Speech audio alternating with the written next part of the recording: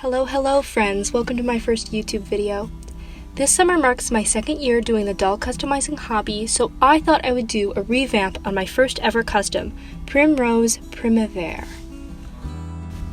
At the time, I was really proud of her, but looking closer at her now, I can see all her faults. The face-up is kind of a mess, some of the components of the outfit are falling apart, and for whatever reason, I painted on her gloves and stockings. My hope in this project is that I have improved in my craft and that it will show. So let's go find out.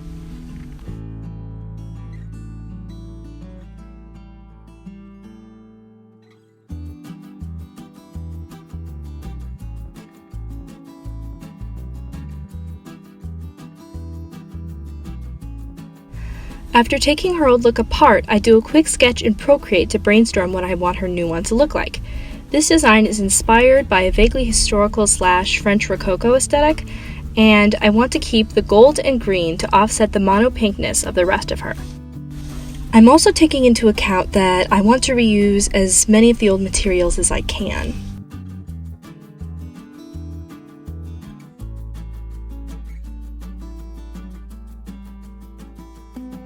My favorite part of the original doll is her crazy mane of pink hair that I blunt needle rerouted for literal days, both because of how great it looks and how much effort I put into it.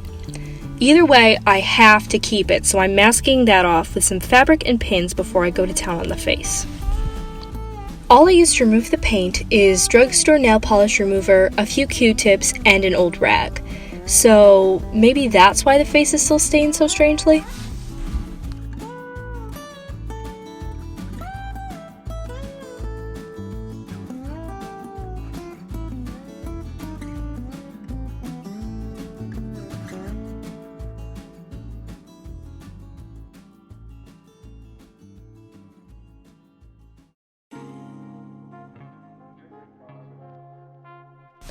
I mask off the rest of the body before doing the initial spray of Mr. Super Clear, which should always be done outdoors with gloves and a filtration mask, and let to dry for about 30 minutes. But I usually go for 40 because my local climate is either very cold or very humid. I always start my face-ups by blushing the face with, I think they're chalk pastels? I have no idea about the brands, they're just something I had in an art kit maybe. If you can't tell, I'm a use what you've got kind of crafter. They looked like they would work, and they do. The blushing covers up the staining in a way that I'm really happy with.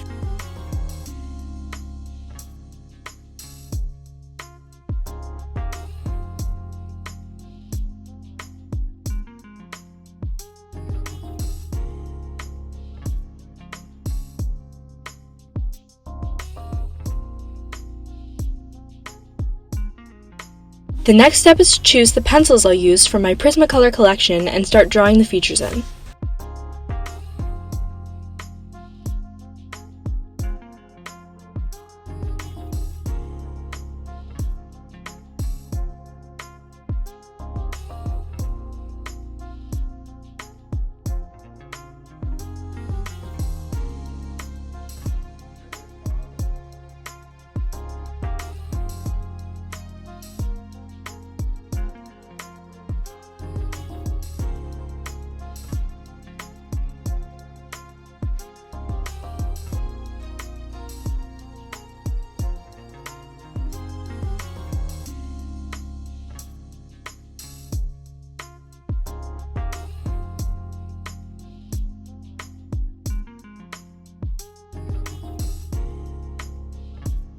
Full disclosure, this face-up was frustrating. The lips and freckles were alright, but I always have a hard time with the eyes. My pencils don't erase that well, so eventually I had to resort to using paint to cover my mistakes and try again.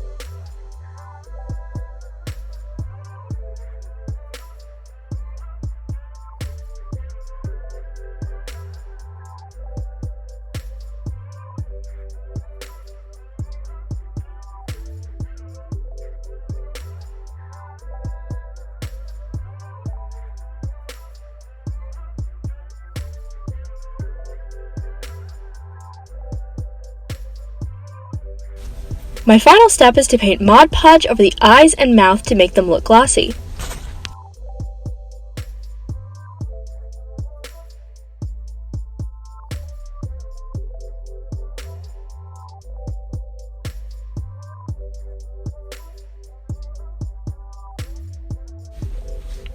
Here's the before and after. Faces still aren't my forte, but I like to think I've improved. It's a little rough around the edges, but I captured the wistful expression I was going for. The next step is my favorite part of this process, the outfit. The first piece to make is the pink underdress, which has 2 folded pieces of the tulle from the original skirt, stitched to make 2 gathering channels.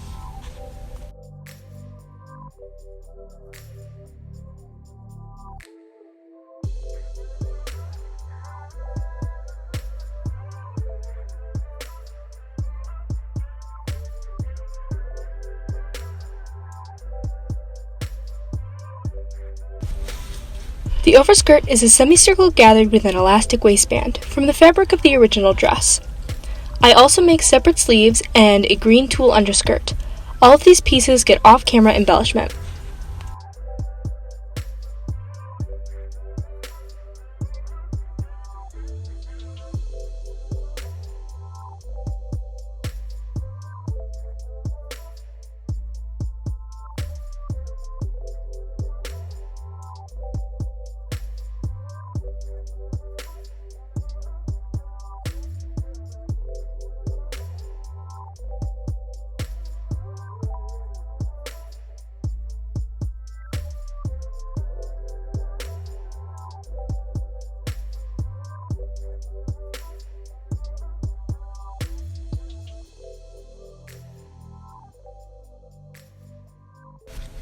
Now it's time for the centerpiece of this outfit, the gold corset. I'm taking a papier-mâché approach to this, wrapping her midsection thickly in saran wrap to account for the added volume of the outfit. Spoiler alert, it's not quite enough. And using layers of Mod Podge on the paper base, gold foil covering, and pink floral fabric lining.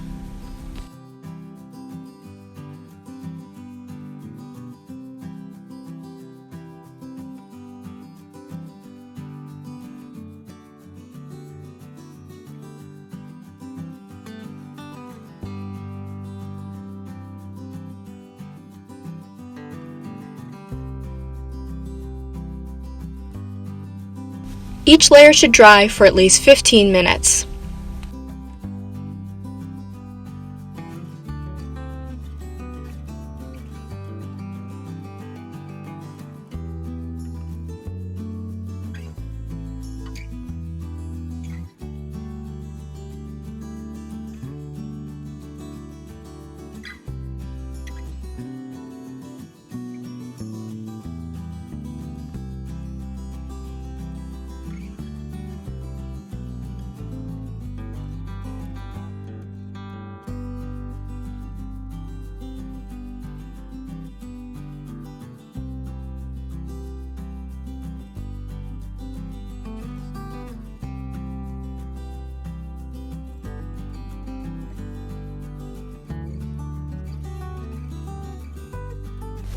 The final touch on the corset is the cute little bow in the back.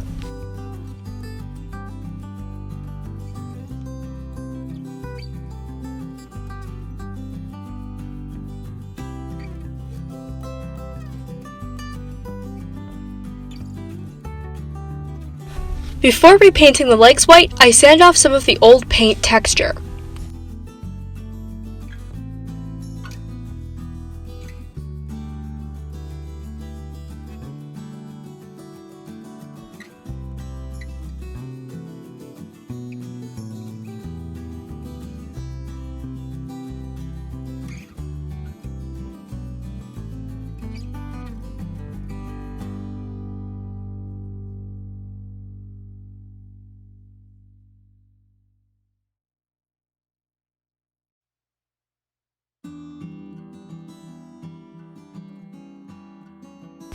I took out the green paint one last time to make some decorative leaves for her hair and to repaint the bow detail on this pair of shoes that I think belong to Applewhite.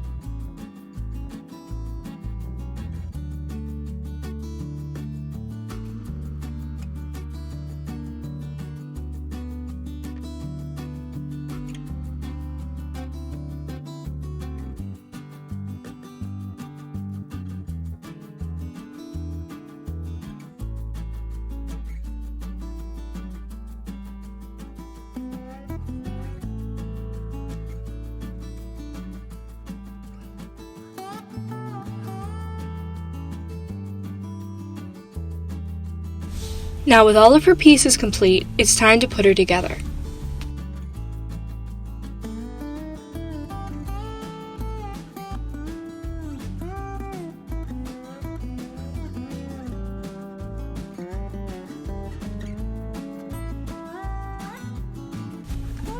Getting the corset on was a bit of a struggle, oops.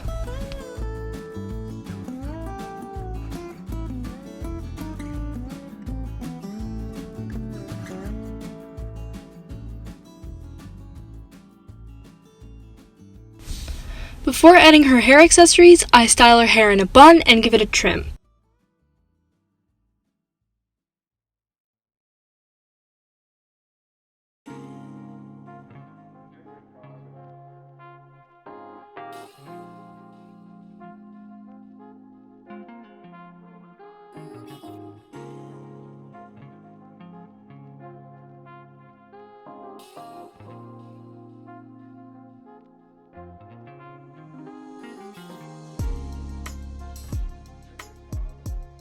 With the last finishing touches, she's done!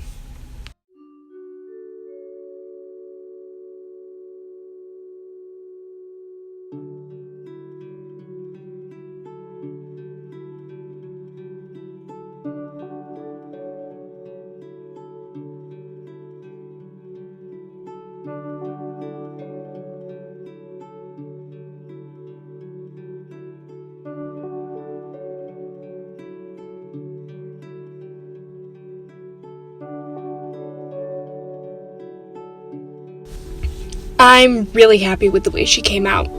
She's not exactly like my sketch, but I captured the look and feeling I was going for. I can imagine she would spend hours tending to her rose garden or posing for a dreamlike Rococo portrait.